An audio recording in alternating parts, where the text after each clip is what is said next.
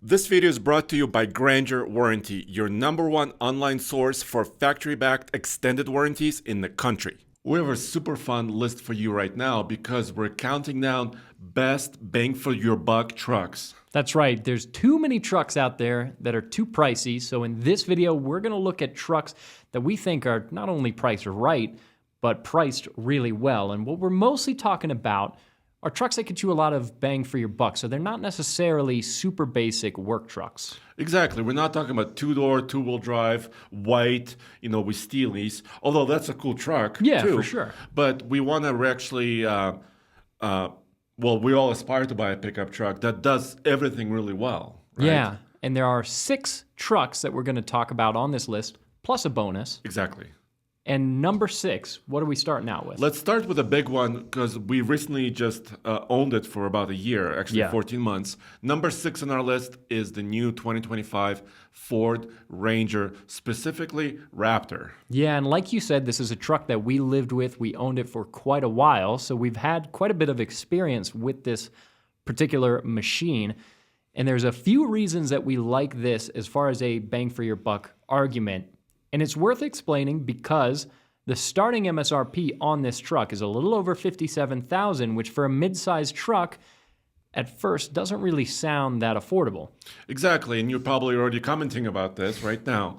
But just listen to this. I mean, I think we can convince you guys. And I hope so, you and I agree on this. We don't agree on some things here, but we do agree on this one. 405 horsepower out of the bag. Yeah, which is awesome. In the mid-size category compared to Chevy Colorado with 310 horsepower or compared to the Toyota products, even in hybrid form, 405 horsepower out of the Ranger Raptor is impressive. And we even did a tune on our Ranger Raptor that you can get from Ford. It's covered by warranty and it's less than $1,000 that boosted us from 405 horsepower to 455 horsepower and 536 pound-feet of torque? Bunkers. Which is an insane amount of power in a truck this size. Really well done. Plenty of space. It's got Fox live valve shocks, which is connected to your modes. You have actually valves in your exhaust system so you can change the way this truck sounds. Lockers front and rear. Front and rear lockers. It's a twin-turbo V6 with a 10-speed, so it's got more cylinders, more turbos, and more gears than most of the mid-size trucks that it competes against. And like you said, front and rear locker, so pretty decent crawling ability, really good at high speeds. This vehicle feels at times in the dirt almost a little bit like a rally car in the way that it handles and can kick the tail out rather than a pickup truck. So really well designed there. Pretty decent interior as well, comfortable, and it's got some Raptor elements like orange stripes at the top of the steering wheel, orange accents on the seat, and a decent screen that make it feel like a special vehicle as well. Exactly, and also pretty decent tires. From the factory, you get KO3s, BF Goodrich tires, which are good in many conditions. I mean, we've tested it. And 33s, so not bad on the diameter for an off-road. I think, I don't know, have we convinced you? I mean, for 57 grand, yes, that's a lot of money, but I think you're getting a heck of a truck. Especially when you compare it against something like a Tacoma TRD Pro or a Tacoma Trail Hunter that is around $63,000, $64,000. And in a lot of ways, not as good as a Ranger Raptor because no front lockers on those trucks, less horsepower, fewer cylinders, fewer gears in the transmission. The Ranger Raptor is limited in its utility because it's more of an off-road truck than a working truck. And I wish so badly, Andre, that we got the Ranger Super Duty that we're seeing in some other markets that's going to be coming out. That would have been awesome. Because that mixes some ruggedness with some extra utility and capability. But even so, this Ranger Raptor as an off-road truck, pretty screaming deal in my mind compared to the vehicles that it competes with. Exactly. But speaking of Toyota as well, number 5 on our list is a Toyota. Good segue. Yes, which is, you and I picked this one. We were doing a little bit of research. We also own this one. Not 2025 model, but the previous year, same generation. This is the Tacoma TRD Off-Road. And right now, you could pick one up. At least, I mean, these are manufacturer sticker prices. We're not talking about the incentives or employee pricing, none of that right now in this video. But you can pick one up, which is a 4x4 off-road version for $43,295. But there is a little bit of a catch. Yeah, that is the price with a manual transmission. Heck yeah. And we like that. It's really cool that they still offer the manual on this. However, we understand that most people are going to spec their Tacomas with an automatic. That adds another $1,100 to the sticker price. So it gets you to around $44,400. But that's not a massive premium for getting the automatic. And we love the fact that they do offer a manual. And we think that's a cool way to spec the truck. But what makes this an appealing machine is that it's kind of a jack of all trades. Yeah, and it may not have, BF Goodrich KO3s. It may not have 33s. It doesn't have a front-locking differential. But it's also, about $14,000 less than that Raptor. So it does combine a lot of different things. It can tow. The Raptor, a little chink in its armor, it only tows about 5,500 pounds. Yeah, which is not a ton. This will tow about 1,000 pounds more than that if you need it to, about 6,400 pounds. Yeah, and selectable rear locker on the TRD off-road, so you're still able to go do 90% of trails that most people are probably going to run with a brand new midsize truck. And it's a good platform for you to work with, because if you want to get a TRD off-road and build a little bit of your own off-road truck with your own suspension and tire choice and any other accessories, underbody protection, rock sliders, whatever you want to do, then this would be a good platform to work off of. Exactly, and I think, they have some new colors for 2025, like Terra, and some of the other fun colors. I always like that. So I think it deserves number 5 on our list. Absolutely. Now, next up on our list, one other midsize truck, and then we'll move on to some different categories.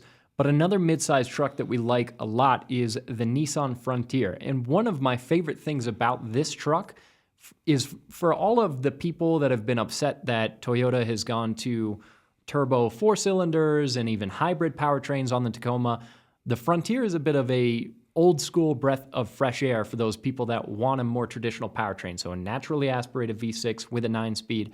I think this is the truck that a lot of people wanted the Tacoma to turn into. And it does have an automatic straight out of the gate. So you had to pay extra for the automatic transmission in the Tacoma. Yeah. You don't have to pay extra here. And it's $15 less than the TRD off-road Tacoma. Which is sweet. You could go buy yourself an appetizer to celebrate the money that you save. But that's cool. So Pro 4X is a really cool package to be, in general. And this one, we have it here as $43,280. Once again, different colors. So you have off-road capability. You can also get this with a longer bed if you wanted to as well. So it's just a good all-arounder truck. Like the Tacoma that we were just talking about, it's versatile. You can use it to go off-road. You can use it as a utility vehicle. You can use it to haul people around. It's a 4-door. It gives you enough space. So I think it's just a generally useful machine. All right. So now let's switch gears and talk about something bigger. Exactly. So we're into the Ram lineup now, and there's a truck that you want to start off with, and this is where Andre and I might start to have a little bit of a debate going. Yeah, we're gonna debate this one. So number 3 on our list is a Ram 1500 Warlock /RHO. Yeah. So let's look at the Warlock first. Yeah, okay? Exactly. So this is kind of Andre's pick, is the Warlock, which is a more basic package. It does get you some nice features. You get some Bilstein shocks, but they keep things a little bit more basic, which is nice. Now, the interesting thing is we're on the configurator here. When you first click on the Warlock package, it tells you it's about $54,000, but then you start configuring, and at the moment, as of the recording of this video, it tells you all of a sudden that the truck's price is more like $47,000. Yeah. And that's because in the configurator, they're factoring in employee pricing as an incentive on this truck. And some other incentives as well, yeah. But our MSRP here is still about $54,000. Yeah, and actually it could be a little bit more even with destination charges. So still less than that Ranger Raptor. But listen to this. Maybe I can convince you. Let's hear it. So you're getting a crew cab. Yeah. You're getting 6-person seating potentially because bench seat in the front. Okay, limited kind of usability because you have to be kind of a smaller person in order to be able to. It's not comfortable, but in a pinch it works. In the pinch, I mean, if you want to bring some extra people to the next tailgate or the next camping trip, you could do that. 420 horsepower, which is a good number. It's got a twin turbo Hurricane engine. Like you mentioned, Bilstein shocks, 33-inch Goodyear tires, which are pretty beefy off-road tires. So it almost has a lot of those elements of the Rebel, the Ram 1500 Rebel, except it's a lower price point, a little bit more simple. The interior has a little bit more plastic, but you're saving money. So that's why I like that. My biggest issue with it is to me, and maybe I've got a slightly dated sensibility when it comes to trucks and truck pricing in this day and age, because obviously prices just keep going up. But when I see a truck with a price tag in the mid $50,000 range, and it's got an unpainted black grille and bumpers, it looks kind of like a fleet truck. And to me, in the mid $50,000 range, that's kind of a lot of money for what appears to be still a good, basic, hardworking truck, which is a thing that I like. But at that price, I would expect a little bit more luxury and design put into it. Do you think that's unreasonable? I see, but look at this red color. Well, the red's cool. I mean, red and black are like TFL Studio, company colors. So I'm like... So it just looks like a fleet truck. But the TFL fleet truck. Yeah, it does. We do like red trucks. And look at the interior too, a little bit here. Let's see if it will load. Like I was saying... Yeah, it's still a fairly basic interior. Some nice features. It's as nice of an interior as a truck needs, but again, over $50,000, mid $50,000 on the price tag for this truck when you take away factoring those incentives that may or may not last. It just rings a little rich for what it is. That's okay. Let us know in the comments below. I mean, would you consider a Warlock package, or would you select another one? But you've selected another one. Yeah, and after complaining that this is too expensive, what I'm going to do at first is not going to make sense. My pick for a mid-sized truck, as far as deals go, is the RHO, which is more expensive than the Warlock we were just looking at. So that kind of doesn't make sense. But here's my reasoning. Okay. This RHO starts around $71,000, so it's not an inexpensive truck at all by any measurement, but it is inexpensive when compared, in my mind, to the other trucks it competes against, and that's what we're looking for when we're talking about bang for the buck. Yes. So if you're looking at like a Silverado ZR2, that starts around $72,000, so similar pricing to this RHO. Yep. And considerably less horsepower. And no matter which pickup truck or actually car you're buying, you want to be protected for the long haul, right? And that's why we recommend Grainger extended warranties. This is a way that you can cover the service, maintenance, repairs on your truck using factory-trained technicians, using OEM parts, and save money doing it. Exactly. So check out the link in the description below of this video, GraingerWarranty.com. You could save about $1,000 compared to some of the other warranties, and these are factory-backed. So it's not going to go away and disappear, evaporate into thin air. Exactly. And in this video, we're talking about affordable trucks, but actually, if you want to see some affordable cars, check out the TFL Car channel, where Roman and Tommy are doing this same video, but instead of trucks, cars. One thing that I do like and that I will grant the ZR2 is that you can get it with a 3-liter Duramax, which is great. Not a lot of horsepower from the 3-liter Duramax, 305 horsepower? Yeah, exactly. So it's more of an efficiency range, driving range kind of play. And you've got great torque, good fuel efficiency. So I love that engine, but for a sporty truck, for a performance truck, I think the RHO offers a lot more than the ZR2 with its suspension, with the fact that it's a wide body truck with 540 horsepower. And then you compare the RHO to the F-150 Raptor, which starts at around $78,000, so quite a bit more expensive than the RHO, and 450 horsepower, so 90 horsepower less, even though the Raptor is more expensive. So I think that the RHO is a really good deal. It's not such a good deal when you compare it to what the TRX used to cost when the TRX first came out, because the one that we bought, we had a pretty basic TRX. Yeah, for around like 76. I mean, they used to start at 72 back in the day. Ours had like a couple of additional packages, et cetera, et cetera. So looking back, that almost feels like a really good deal. It's still $70,000 is a ton for a truck, but I like the fact that the RHO gets you a lot compared to the Raptor and compared to the Silverado ZR2 for the amount of money that you're paying, especially when you look at that headline horsepower figure. Well, here I just pulled up an F-150 Raptor because, which is also a twin-turbo V6 versus a twin-turbo straight six in the RHO. But as soon as you start clicking on the F-150 Raptor, and it's $81,695 just to start. And that's why I like the RHO, because it's a lot less money, it's more horsepower, and we've tested the RHO, and it feels like a really refined, well-sorted truck. The ride quality, the suspension on the RHO is very impressive. I think there's things that the F-150 does better than it, but the F-150 is also a lot more expensive. So I actually like the deal on this RHO. I think you've kind of mostly convinced me, because when I test drove it, the RHO first in Michigan, it's a little bit more lively than the TRX. By that I mean, just the all-wheel drive system, 4x4 system, the way they configured it, we were kind of drifting it in the dirt. It feels like they've refined it a little bit from when the TRX... The RHO in some ways doesn't just feel like a nerfed lower power output TRX. It feels like they've refined the truck. It's almost like its own vehicle, except it doesn't have the TRX noises. No, it definitely doesn't make the sound. But I think bang for buck, it does have. Yeah. I think you convinced me on this one. Well, perfect. I don't know if we will agree on this. I think we mostly agree on this. Sure. So number 2 on our list is the Chevy Colorado. We're going back to midsize. Yeah. Chevy Colorado Trail Boss, a truck I used to own, so I'm a little bit biased here. And also the ZR2 Colorado as well. Yeah. So the Trail Boss, a more basic package, like you said, a truck that you actually own, so one that we've spent quite a bit of time with.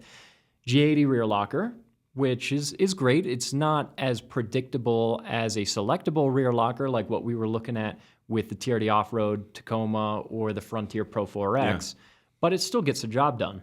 But look at the price, $42,090, basically just over 42 before some of the other options. But you're getting a lot of cool stuff.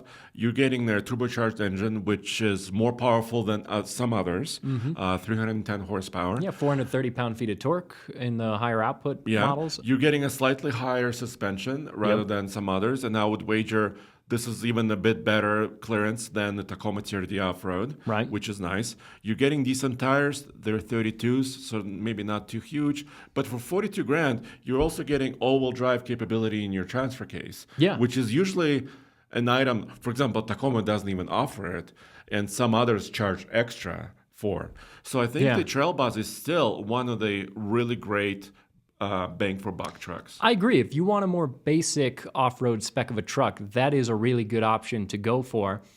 However, kind of like in the last truck, I'm going to ramp it up again to the ZR2 because I think that the ZR2 is a great option. We talked about how much we love the Ranger Raptor. Well, this is a great competitor to that at a lower price. Not nearly as much power, nor does it feel like as much of a high-speed off-road truck as the Ranger Raptor does, but quite a bit less expensive, starting just over $50,000. Yeah, you're basically $6,000 under the Ranger Raptor. You do not have, live adjustable shocks, but you do have DSSVs, which is very capable. Yeah, and you've got a lot of underbody protection, skid plating, rock sliders. You've got 33s, once again, selectable front and rear lockers. And if you are going to do some amount of high-speed off-roading, the DSSV spool valve shocks that come on this truck are pretty phenomenal. We've tested them quite a bit. Extensively. Our producer, Cole, and I actually drove a ZR2 Colorado when it was first unveiled from Las Vegas to Reno, Nevada, off-road. Yeah. That was a part of the Chevrolet event. And, I mean, the truck survived. We had no issues, and we enjoyed ourselves quite a lot. So these are trucks that we like a lot. If you're looking for bang for your buck in an off-road midsize truck or just an off-road pickup truck in general, this is a really good option to go for. Yeah, and once again, we're looking at trucks here that do many jobs and do many jobs really well.